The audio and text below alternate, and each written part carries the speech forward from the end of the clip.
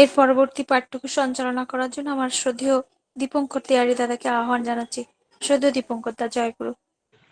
ইষ্ট প্রসঙ্গ করার জন্য আহ্বান জানাচ্ছি শ্রদ্ধেয় সর্বপ্রতি ঋত্বিক শ্রী সঞ্জীব সামন্ত দাদাকে, হাওড়া থেকে। সময় 25 মিনিট। জয়গুরু দাদা। শ্রদ্ধেয় সর্বপ্রতি ঋত্বিক সঞ্জীব সামন্ত দাদা, জয়গুরু। জয়গুরু। আগে জয়গুরু দাদা। দাদা আপনি জয়গুরু। 25 মিনিট করুন। কত হচ্ছে টাইমটা তাহলে? আগে 9টা পর্যন্ত দাদা। বন্দী পুরুষোত্তম গতির ভর্তা প্রভু পেষ্ট পুরুষোত্তম ঈশ্বর ব্রহ্মস্তম্ভ উদ্ধাতা সদ্গুরু স্তম্ভ নমস্তুতি।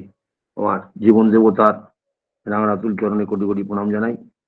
প্রণাম জানাই পরমরাধ্যা জগৎ জনন শিশু বড় মায়ের রাঙা চরণে।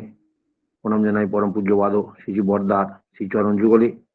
প্রণাম জানাই পরম পূজ্যবাদ শ্রী আচার্য দেবের শ্রী চরণ যুগলে। প্রণাম জানাই পরম পূজনীয় শ্রী শ্রী অবিন্দ দাস শ্রী চরণ যুগলে এবং ঠাকুর পরিবারের প্রতিপত্তিকে শ্রীচরণে প্রণাম জানাই। এবং এখানে সৎসঙ্গে অনলাইন সৎসঙ্গে উপস্থিত ঠাকুরের পবিত্রপুত পাঞ্জাধারী কর্মীবৃন্দের চরণে প্রণাম। সৎসঙ্গী দাদা মায়েদের চরণে প্রণাম জানাই। ছোট ছোট ভাই বোনদের রানন্দিত জয়গুরু জানাই। সৎসঙ্গ ঠাকুরের প্রাণের সৎসঙ্গ, সে অনলাইন হোক অফলাইন হোক, যেখানেই সৎসঙ্গ হয়, যেখানে হরিকথা হয়, কৃষ্ণ কথা হয়, ভাগবত হয়, সেখানেই তিনি থাকেন সূক্ষ্মভাবে। তাই এই সৎসঙ্গ পরম দয়াল আছেন। কারণ এই প্রসঙ্গে একটা কথা মনে পড়ে, ঠাকুর যখন আছেন সশরীরে, একবার একটা জায়গায় ঠাকুরকে ভোগ দেওয়া হয়েছিল। সেই ভোগ, যে জিলেপি দিয়েছিল ভোগটা, জিলেপিটা ঠিক ছিল না। জিলেপিটা একটু গন্ধ হয়ে গেছিল। ঠাকুর সৎসঙ্গ দেওঘরে বসে তখন তিনি বলছেন, তখন পামনা থেকে তিনি চলে এসছেন। আমাদের এই দক্ষিণবঙ্গের কথা এবং কলিকাতার কথাই ঘটনা। তো ঠাকুর বলছেন, কোথায় সালা পচা জিলেপি দিল খেলাম, আমার পেটটা মজরা দিচ্ছে বলে ঠাকুর বাথরুমে যেতে থাকলেন কয়েকবার। তাহলে কোথায় সৎসঙ্গ কার বাড়িতে হচ্ছে, তিনি তার আবাসস্থল সৎসঙ্গ দেওঘরে আছেন লীলাক্ষেত্রে, আর তিনি সেখানে বলছেন আমি জিলেপিটা, আমি ভোগটা গ্রহণ করলাম, আমার পেটটা মোচড় দিচ্ছে, মানে আমার খুব খারাপ লাগছে। তাহলে এখানেই প্রমাণ হয় যে যেখানেই তার কথা হয়, তার গুণকীর্তন হয়, তিনি সেখানে থাকেন। একদম এটা এটা একদম দৃঢ় বিশ্বাস প্রতিটা মানুষের, কেন তিনি প্রতিটা সত্তার সঙ্গেই মিশে আছেন। তো আমাদের খুবই প্রাসঙ্গিক তাকে নিয়ে চলার, কারণ বর্তমান এই যুগ পরিস্থিতিতে আমরা যে মানুষের মধ্যে বিভীষিকাময় অবস্থা, মানবতা বিরোধী কথাবার্তা, মানব সম্পদের যে অবক্ষয়, ডেপ্রিসিয়েশন, সেটা সারা বিশ্ব জুড়ে চলছে। কারণ আমরা, ঠাকুর একদিন এই কথা বলেছিলেন পাবনায় বসে ঋত্বিক আচার্য ডক্টর কৃষ্ণপ্রসন্ন ভট্টাচার্য থেকে, কৃষ্ণদা আমি যা বললাম এগুলো যদি আপনারা শৈথিল্যের সাথে করেন, তার সাথে যদি তাত্ত্বিকতা ঢুকিয়ে দেন, আমি যা বললাম এগুলো যদি না আপনারা করতে থাকেন, এমন একদিন আসবেন আপনারা থাকবেন কিনা সন্দেহ। আজকে সেই দিনটার খুবই প্রাসঙ্গিকতা। বেশি দিন নয়, ঠাকুরের তো সেশন চলছে 138, অনেক, কিন্তু কয়েক হাজার বছর বলে গেলেন। আর তো সামান্য সৎসঙ্গের সেশন তো ওপেন হয়েছে, তাতেই দেখা যাচ্ছে বিশ্বের ত্রাহি ত্রাহি রব মানব সম্পদের কত, মানে 2020-তে প্যান্ডামিক গেল, কত লোকক্ষয় হলো সারা দুনিয়া জুড়ে। তার মধ্যে আমাদের ভারতবর্ষ জনবহুল দেশ, আমরাও বহু মানুষকে হারিয়েছি, বহু প্রিয়জনকে। তো আজকে তার যে নাম, তার যে মহা অমৃত নাম তিনি যে নিয়ে আসলেন আমাদের জন্যে, দয়া পরবশ করে, দয়া পরবশ হয়ে তিনি যে মানসিক রূপ ধারণ করে আসলেন পৃথিবীর বুকে আমাদেরকে, সৃষ্টিকে রক্ষা করার জন্য।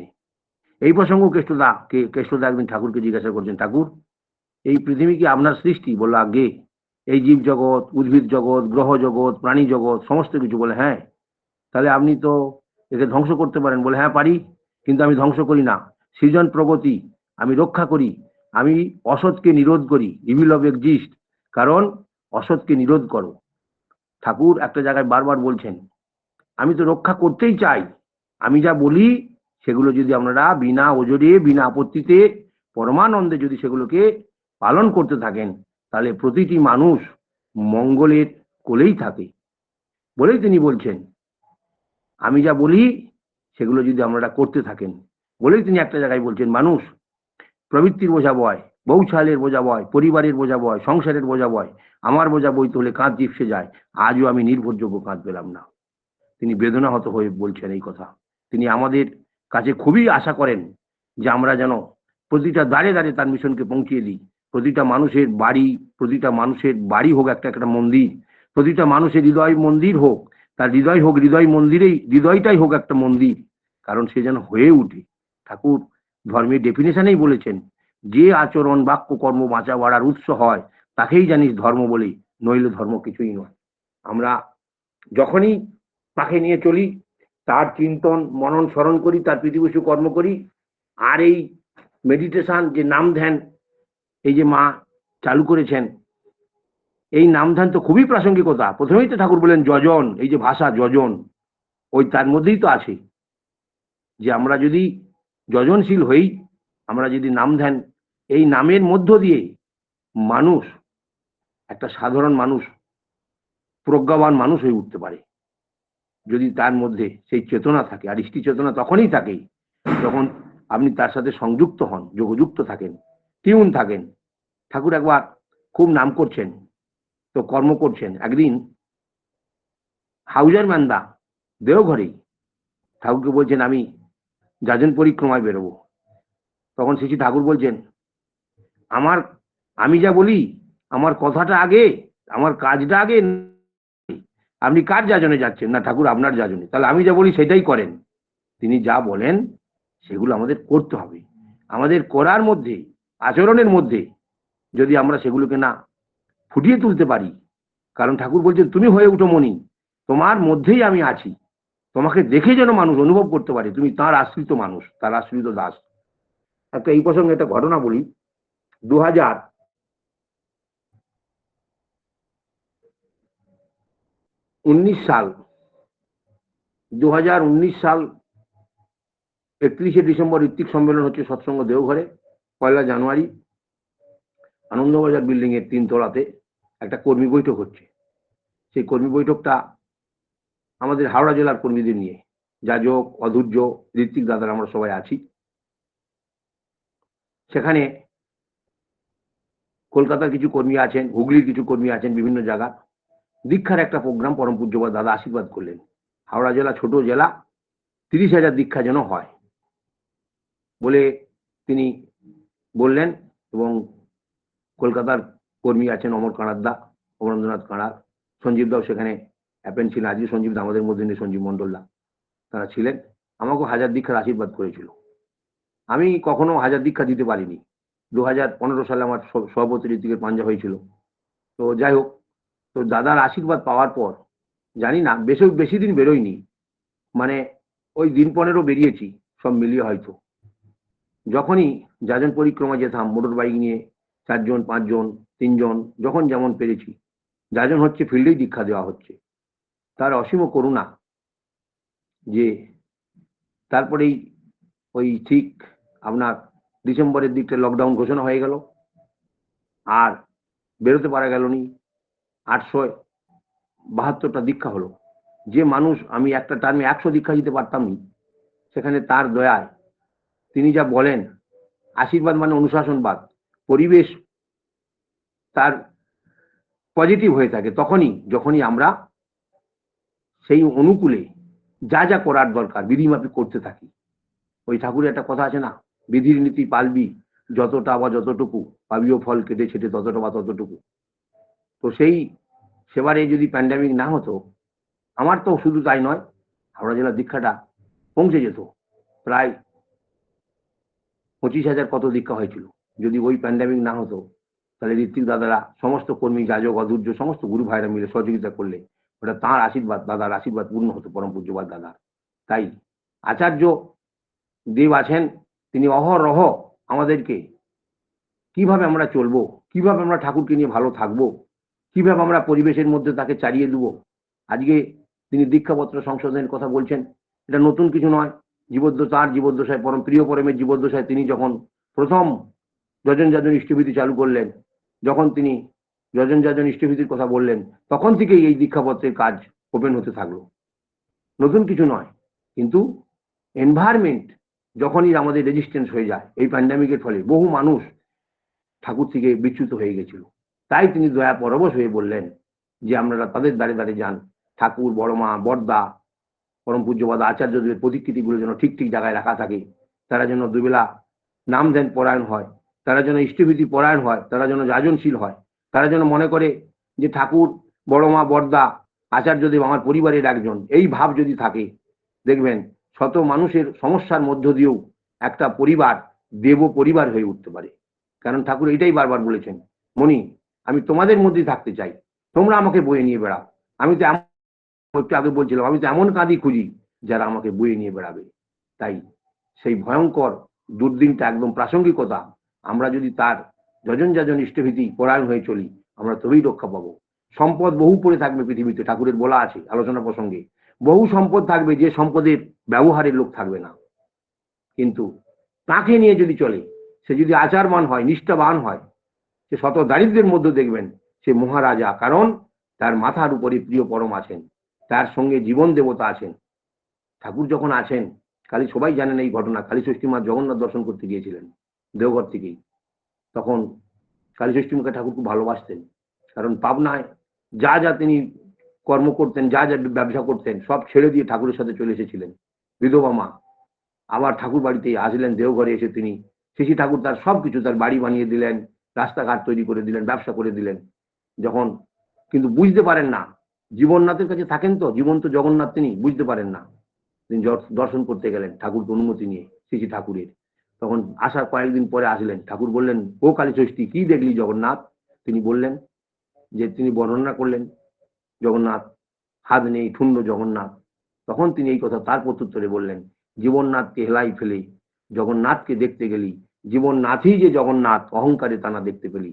তিনি জীবন্ত জগন্নাথ, ভক্ত মাঝে তিনি প্রকাশ হন কখন? যার মধ্যে নিষ্ঠা, আনুগত্য, প্রীতি সম্বেগ আছে, একমাত্র সেই তাকে অন্তর দিয়ে অনুভব করতে পারে। তাই ঠাকুরের বলা আছে, নিষ্ঠা অনুগতি কৃতি শতদীপ্ত রয় যাদের, বিধি কিন্তু অলক্ষেতে সকল বোঝা বয় তাদের।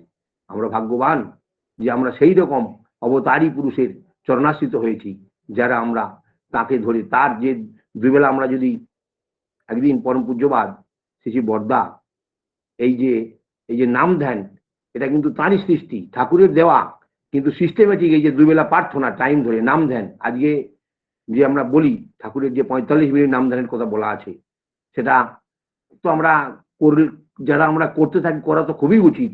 এবং করলে তার মধ্যে তার রিয়াকশন, তার চোখে মুখে ফিলিং গুলো অনুভব হয়, পরিবেশের মধ্যে সেগুলো চারায়, এবং দেখবেন তার কথার মধ্যে একটা দৃঢ় প্রত্যয় থাকে। এটা পরম পূজ্যপাদ বর্দা বললেন, কিছু না করিস, তোরা দুবেলা প্রার্থনা করবি, অন্তত 5 মিনিট নাম করিস। এটা তিনি বললেন। কেন বললেন?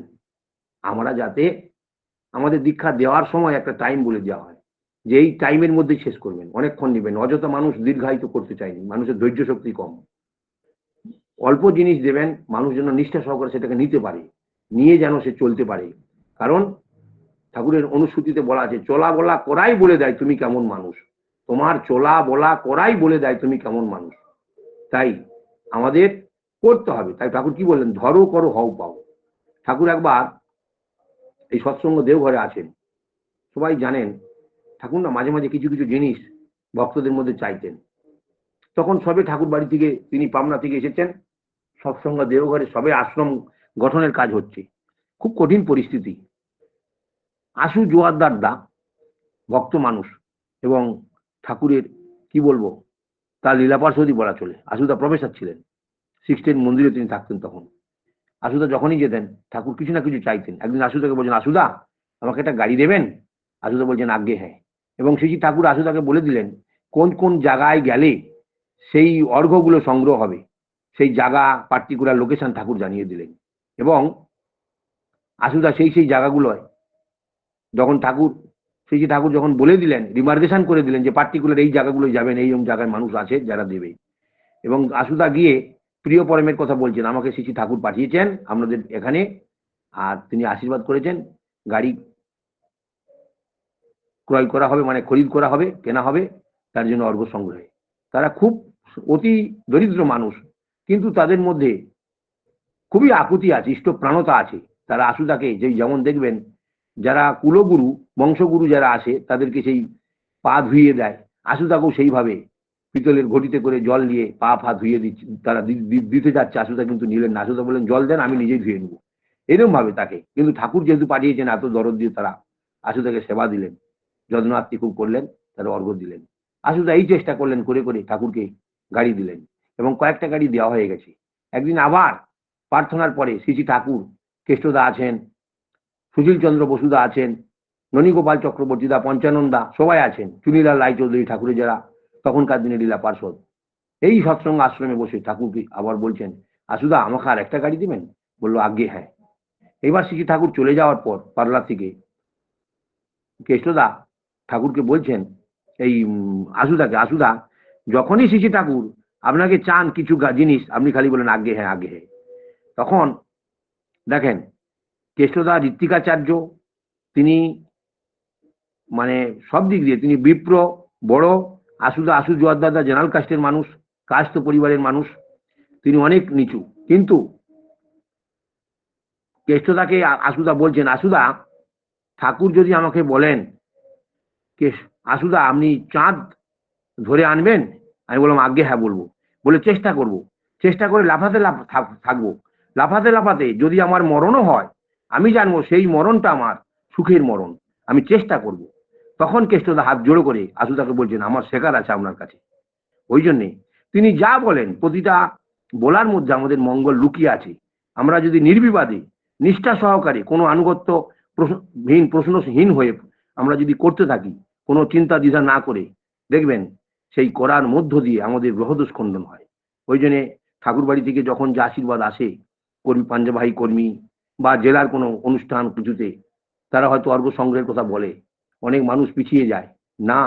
আপনি আপনার পারগতা, আমাদের পারগতা অনুযায়ী যদি আমরা দিতে থাকি, সেই দেওয়ার মধ্য দিয়ে দেখবেন পাওয়ার রাস্তা পরিষ্কার হয়। তাই ঠাকুরের একটা বলা আছে না, দেওয়া যার হয় না পাওয়া তার ঘটে না, না করে যে পেতে চায় দুঃখ তার পিছে ধায়, ধরো করো হও পাও, করতে হবে, করলেই আমরা দেখবেন যে আমরা হয়ে উঠতেছি। আর যখনই আমরা না করে, আমরা যদি কারিগরি করে, যদি ফাঁকিবাজি করে কিছু করতে যাই, তাহলে প্রকৃতির নিয়মে যা হওয়ার তাই হয়। তা প্রকৃতি কিন্তু ছাড়ে না, পরমা প্রকৃতি মা, আর তিনি হলেন জগৎ পিতা। তাই আমাদের সর্বদাই ধরিত্রীমা রক্ষা করতে চান তখন যখন আমরা প্রিয় পরমকে আমরা আমাদের আচরণ বাক্য কর্মের মধ্য দিয়ে পরিবেশের পারিপার্শ্বিকের মধ্যে চালিয়ে দিচ্ছি। একদিন এই কথা প্রসঙ্গে বলি, পরম পূজ্যবাদ দাদা, না বলে পারি না, আমি তো বড়দাকে দেখিনি, আমি দাদাকে দেখেছি খুব কাছ থেকে। দাদা প্রায় দিন এই কথা বলতেন ঋত্বিক সম্মেলনের শেষের দিকটায় এসে, যে দেখেন একদিন ঠাকুরের খুব শরীর খারাপ হয়েছিল। সেদিন সৎসঙ্গ হসপিটাল এত বড় কিছু ছিল না, ঠাকুর সবে এসেছেন। বড়দা আমার বাবা ঠাকুরকে ওষুধ দিতেন। ঠাকুর বড়দাকে বলতেন, বড় হোক আমাকে ওষুধ দে। তো বড়দা শ্রী ঠাকুরকে সেই ওষুধ দিতেন। কখনো কখনো বাবা আমাকে বলতেন, বাবু তুই ওষুধ বানিয়ে ঠাকুরকে দে। দিতাম। বাবার যখন শরীর খারাপ হতো আমি তখন ওষুধ দিতাম। আজকে এই সৎসঙ্গ হসপিটাল এত বড় হয়েছে, ঠিক এই কথা বললেন, বাবাইয়ের প্রচেষ্টায়। পরম পূজ্যবাদ বর্তমান আচার্য দেবে ঠিক বলছেন, বাবাইয়ের প্রচেষ্টায়। এখন প্রতিটা ডিপার্টমেন্টে এক একটা ডক্টর আছেন, অ্যানাস্থেসিস ডিপার্টমেন্ট, বিভিন্ন গাইনোকোলজি, অর্থোপেডিক্স, নার্ভে, নিউরো, বিভিন্ন রকম। আর তখন সেই কি কঠিন পরিস্থিতি গেছে বলেই দাদা দু চোখ দিয়ে তার অধর নয়নে সেই মানে অশ্রু বর্ষণ হচ্ছে, সেটা আনন্দের অশ্রু। তখন যে সৎসঙ্গ দেওঘরে চিকিৎসা ব্যবস্থা, আজকের যে চিকিৎসা ব্যবস্থার আমূল পরিবর্তন। বহু মানুষ ওখানকার যারা মানে অধিবাসী এবং অত অঞ্চল সৎসঙ্গ দেওঘর এবং দেওঘরের বাইরেরও মানুষ সৎসঙ্গ দ্রুত দীপ্তি চ্যারিটেবল হসপিটালে এসে চিকিৎসা পায়। কারণ ঠাকুর ছিলেন ডাক্তার ছিলেন, এবং শুধু শুধু ডাক্তার নয়, তিনি মানুষের মনে রোগ সারাতেন। তিনি চিকিৎসাও করেছেন তার প্রথম জীবনের দিকে। তাই তিনি চিকিৎসা ব্যবস্থা সুন্দর করলেন আজকের। আর দাদা এই কথা প্রায় বলতেন, ঠাকুর তো হাত বাড়িয়েই আছে, ধরলেই হয়। আপনারা অবিকৃতভাবে মানুষকে দাঁড়ে দাঁড়িয়ে পরিবেশন করেন। সত্য যুগ আসবেই, এই কলিযুগ শেষ হবে, তাই আপনারা করেন করেন বলেই তিনি বলতেন, দেখেন আমাকে একদিন আমি আছি, ঠাকুর আমাকে দুপুরবেলা বলছেন, এই দেওঘরে বসে, দুলাল মজুমদার দা আছেন, মেদিনীপুরে তখন দায়িত্ব ছিলেন, দুলাল দা আজকে নেই, বলছেন বাবু এই যে আজকে দীক্ষার কথা বলেছে, লোকসংগ্রহের কথা, যেটা যে 10 কোটি দীক্ষার কথা প্রথম বললেন শ্রী ঠাকুর পরম পূজ্যপাদ শ্রী দাদাকে, তখন বললেন দাদা ঠাকুরকে ভোগের পরে বড় মা পান দিয়েছেন, সেই পান ঠাকুরকে দিতে গেছেন পরম পূজ্যপাদ দাদা। তো ঠাকুর শ্রী ঠাকুর 10 কোটি বলে আবার তিনি বলে সেই কথাটাকে উইথড্র করে 5 কোটি বললেন, 5 কোটি আবার উইথড্র করে বললেন 3 কোটি, বলেই বললেন পারবা? পরম পূজ্যপাদ দাদা মাথাটা ঝাঁকাড়লেন, বললে আগে হ্যাঁ। একদিন এই কথা 2016 সালে, 16 কি 17 সালের নববর্ষ উৎসবে ফিলান্থ্রপি অফিসের দিকের প্যান্ডেল, যেখানে ঋত্বিক সম্মেলন হয়, কোনো কারণে বিদ্যুৎ সার্কিট হয়ে গিয়ে সেটা আগুন ধরে যায় প্যান্ডেলটা। ঋত্বিক সম্মেলন হচ্ছে কথা না, পরম পূজ্যপাদ শ্রী বর্তমান আচার্যদেব যেখানে বসেন, সেখানে পূর্বতন আচার্যদেব শ্রী দাদা বসতেন, দাদা বসেছেন। বিকেলবেলা ঋত্বিক সম্মেলন হচ্ছেন ওপেন ফোরামে, সৎসঙ্গী দাদা, মা, ভাই, বোন সবাই আছেন। দাদা এই কথাটা বলছেন, ঠাকুর একদিন আমাকে এইভাবে বললেন, বলছেন শাণ্ডিল্য বিশ্ববিদ্যালয় আমি তোমাকে বলিনি, ওদের বলেছি। গঙ্গাধারও অ্যাকশন প্ল্যান আমি তোমাকে বলিনি, ওদের বলেছি। লোকসংগ্রহটা তুমি পারবা? আমি বললাম আজ্ঞে হ্যাঁ। আজকে তাঁর আশীর্বাদ 3 কোটি, তিনি বলছেন পরম পূজ্যপাদ দাদা 3 কোটি সেটা পূরণ হলো তার দয়ায়। তাই আপনারা চেষ্টা করেন আর মানুষের দ্বারে দ্বারে তার নাম প্রিয়কে পরিবেশন করেন। ওই জন্যে আমরা তার যে মিশন, তাই ঠাকুর বললেন সদ্দীক্ষা তুই এক্ষুনি নে, ইষ্টেতে রাখ সম্প্রীতি, মরণ তরণে নাম জপে, কাটেও কাল জম্ভীতি। আজকে বর্তমান আচার্যদেব ঋত্বিক কনফারেন্সে প্রায় বলছেন এখন যে ডিপির কাজ করতে বলেছি বলে কি লোকসংগ্রহ দীক্ষার কাজ কি আমি বন্ধ করতে বলেছি? বললো না, তিনি দেখছেন ঋত্বিক দেবতারা দীক্ষা খুব কম দিচ্ছেন, আর তখন কি করে হাজার হাজার দীক্ষা হতো। তাহলে আমাদের পারগতা আছে, চেষ্টা করেন। ঠাকুরের পরম পূজনীয় বেঙ্কি দাদা বলছেন ঠাকুরের ফান্ডামেন্টাল ওয়ার্ক হলো লোকসংগ্রহ করা। তাই আপনারা মানুষকে তার চরণাশ্রিত করেন, কারণ একটা মানুষকে প্রচুর সম্পদ করে দিলেন, সে যদি আচারবান না হয়, নিষ্ঠাবান না হয়, সে যদি জীবন্ত আদর্শের সাথে যুক্ত না হয়, তাহলে কিন্তু তার জীবদশায় সেই সম্পদকে ধরে রাখতে পারবে না, নষ্ট করে ফেলবেন। আর যদি একটা আচারবান মানুষ হয়, সহজ সরল মানুষ হয়, আর যদি লিভিং আইডিয়ালের সাথে যোগযুক্ত থাকে, তাহলে সেই মানুষ কিন্তু সে তো নিজে রক্ষা হবে করবেই, সেই মানুষ সেই সমাজ ব্যবস্থাকে রক্ষা করতে পারেন। ঠাকুরের একটা বলা আছে, মন সরল, মধুর বচন, বুক ভরা প্রেম, যার মধ্যে আছেন ঈশ্বর তার মধ্যে পূর্ণ বিরাজমান। তাই আমাদের সেই প্রাসঙ্গিকতা যেটা, তার যে যজন যাজন ইষ্টভীতি, সস্তৈনী সদাচার, এই পরিপালন করতে হবে। কারণ এই সস্তৈনী কত প্রাসঙ্গিকতা, সস্তৈনী সদাচারের মধ্যে সেটা প্যান্ডামিকে বোঝা গেছে। তখন কি বলতো, সোশ্যাল ডিস্টেন্সিং রক্ষা করুন, আপনারা স্যানিটাইজ করবেন, দাঁত দিয়ে নখ কাটবেন না, প্রস্রাব করে জল নেবেন, জামা কাপড় পরিষ্কার করে পরবেন। এই যে শারীরিক সদাচার, আধ্যাত্মিক সদাচার আর মানসিক সদাচার, কত প্রাসঙ্গিকতা। তার যে বলা কথা সেটা পরিবেশ পরিস্থিতিতে যখন আসে, সময় জানিয়ে দেয় যে কত সেটা বাস্তবে সত্য। তাই তাকে বলা হয় ইউনিভার্সাল ট্রুথ, চিরন্তন সত্য। ঠাকুর আছেন, এই ঘটনা পাবনার ঘটনা। তো ঠাকুরের সবাই জানেন মাস্টারমশাই ছিলেন শশীভূত মিত্র মহাশয়। সেই ঝড় বাদলের দিনে যখন তিনি বিপদের মধ্যে পড়েছেন, তিনি বাড়ি যাবেন নদীর ধার থেকে, তো পদ্মা স্টিমার ঘাট, পাবনা স্টিমার ঘাট থেকে, তখন তিনি ডাকছেন কাকে? তার আরাধ্যকে ডাকছেন, মধুসূদনকে, যে এই মধুসূদন তুমি এই অন্ধকারে রাতে আমাকে আলো দেখিয়ে নিয়ে যাও। কি করে যাবেন? আমার দয়াল তিনি পথ দেখিয়ে, আলো দেখিয়ে তাকে নিয়ে যাচ্ছেন, এবং তিনি পিছনে পিছনে যাচ্ছেন, আর ঠিক বাড়ির সামনে তিনি বাড়িতে প্রবেশ করলেন, আবার আলোটা দপ করে নিভে গেল। একথা একদিন শ্রী ঠাকুর মাস্টারমশাইকে বলছেন, মাস্টারমশাই বলছে দীক্ষা নিতেই চাইনি, আবার ইষ্টবিধির কথা ঠাকুর বলছেন, তাহলে এই তো মানুষকে দীক্ষা নেবে? ঠাকুর তখন বলছেন, দেখেন মাস্টারমশাই, যখন বিপদে পড়েন, যখন বিপদের সময় আপনি বলেন হে মধুসূদন বিপদ ভঞ্জন আমি রক্ষা করুন, তখন সেই মধুসূদন এসে আপনাকে পথ দেখিয়ে আলো দেখিয়ে নিয়ে যায়, বাড়ি পৌঁছে দেয়। বলে এ কথা তো আমি জানতাম, আমি তো ঠাকুরকে বলিনি, নিবেদন করিনি। কিন্তু শ্রী শ্রী ঠাকুর সম্মান করতেন। যখনই আসতেন তিনি দাঁড়াতেন, মাস্টারমশাইকে চেয়ারে বসতে দিতেন, মাস্টারমশাই বসার পর তিনি আসন গ্রহণ করতেন। এই যে মানার ভাব, এই যে শেখানো, প্রতিটা সময় তিনি আচরণ করে দেখিয়ে দিচ্ছেন কেমন করে আমরা চলবো, কেমন করে বসবো, কেমন করে মান দেবো, কেমন করে কথা বলবো তিনি। তাই ইষ্টবিধি কেন করতে হবে? ইষ্টবিধি ওই জন্যই প্রয়োজন। তাই ঠাকুর বললেন, দিন গুজরানি আয় থেকে কর ইষ্টবিধি আহরণ, জলগ্রহণের পূর্বেই তার পরিদৃষ্টে নিবেদন, নিত্য নিয়মিত যেমন পারিস করে যা, মাসটি শেষ হল ইষ্টস্থানে পাঠাস্তা। ইষ্টবিধি পয়সা তোলা নয়, এটা পঞ্চযজ্ঞ, এটা দেবযজ্ঞ, ঋষি যজ্ঞ, পিতৃযজ্ঞ, নৃযজ্ঞ আর ভূতযজ্ঞ। সবাই জানেন। এই নাম ধ্যান প্রসঙ্গে বলি, ঠাকুর তখন পাবনায় আছেন। ঠাকুরের তখন যৌবন মানে যুবক বয়স, তখন তিনি কীর্তন করতেন।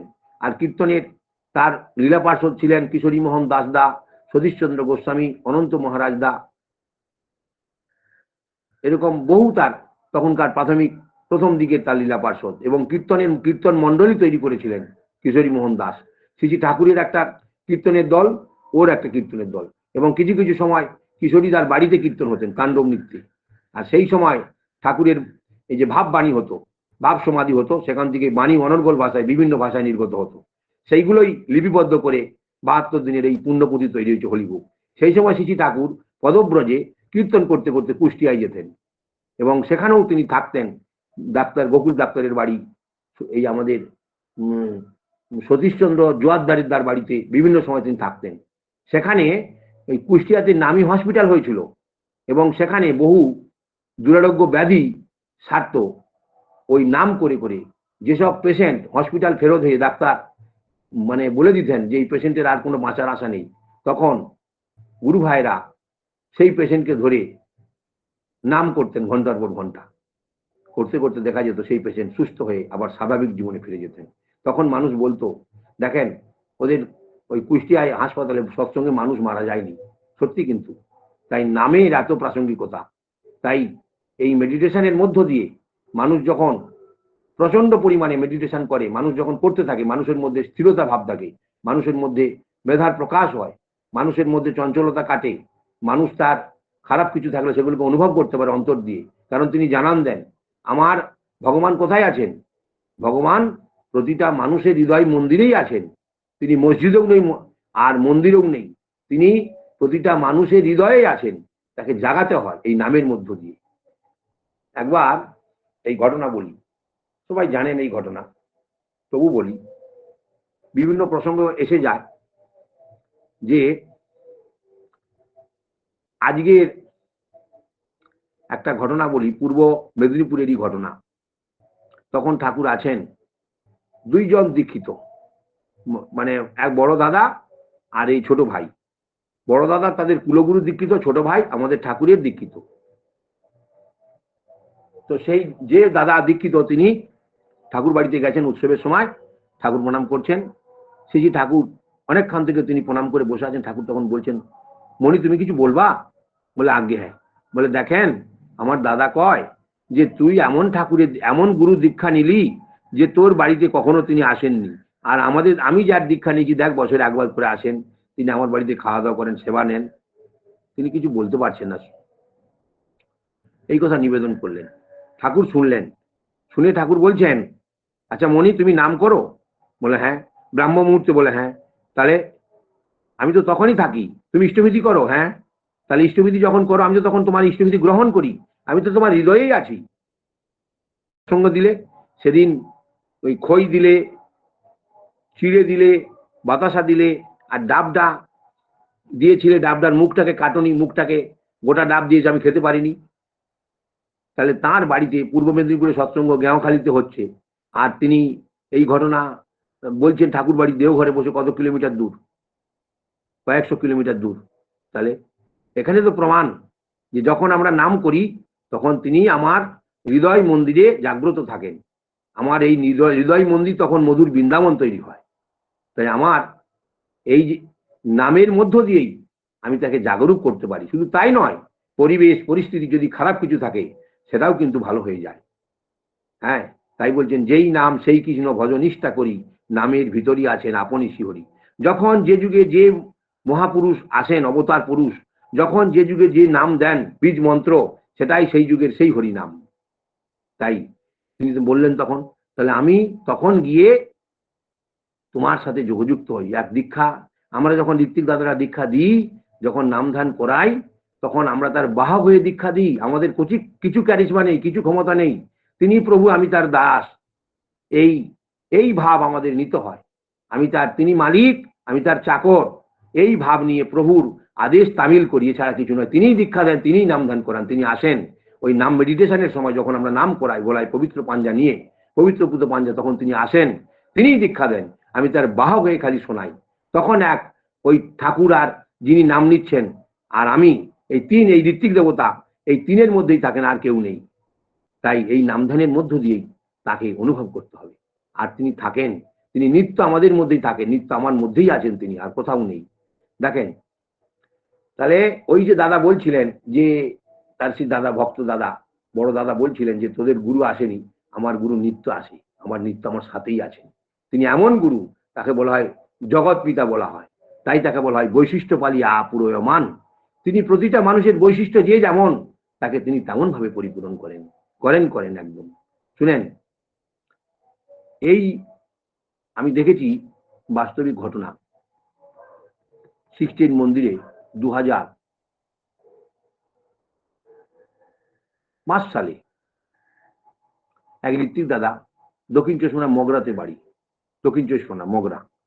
তার আপনারা নাও মানতে পারেন, কিন্তু আমার বাস্তব ঘটনা দেখেছি। তার লিভার সিরোসিস হয়েছিল। পরম পূজ্যপাদ দাদা আশীর্বাদ করলেন তাকে, কি খাবি, ত্রিপালি খাবি আর কবল খাবি, 2 বেলা খালি পেটে, হ্যাঁ, মিক্সড করে।